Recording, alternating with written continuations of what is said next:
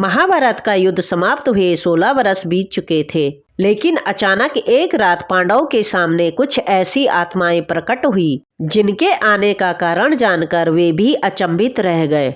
आखिर कौन थी ये आत्माएं और क्यों आई? नमस्कार मित्रों, स्वागत है आपका हमारे इस खास वीडियो में, जहां हम जानेंगे महाभारत के एक रहस्यमय प्रसंग के बारे में।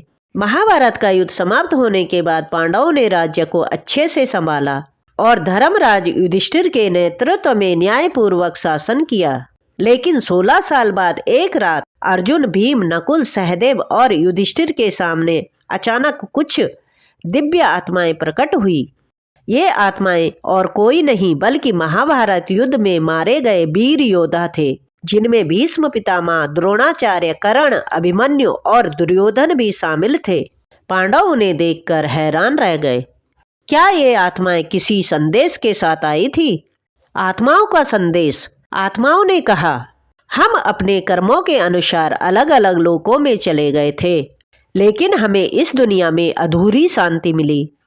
हमें अपने जीवन में किए गए कार्यों के फल मिले, लेकिन कुछ प्रश्नों के उत्तर अभी भी अधूरे थे। भीष्म पितामह ने कहा, युद्ध का परिणाम धर्म की विजय थी, लेकिन क्या यह युद्ध आवश्यक था? कर्ण ने अर्जुन से कहा, हमें जन्म के समय ही हमारे वास्तविक पहचान बता दी जाती तो यह युद्ध होता। दुर्योधन ने स्वीकार किया, यदि मैंने अहंकार छोड़ा होता तो शायद विनाश नहीं होता। युधिष्ठिर ने उत्तर दिया, यह युद्ध केवल भूमि या सिंहासन के लिए नहीं, बल्कि धर्म की रक्षा के लिए था। जो हुआ वह कर्मों के अनुसार ही हुआ। अंत में आत्माओं ने आशीर्वाद दिया और दिव्य लोक में विलीन हो गई। यह कथा हमें सिखाती है कि जीवन में कर्म और धर्म की महत्वपूर्ण भूमिका होती है। हमारे कार्यों का परिणाम हमें समय आने पर अवश्य मिलता है।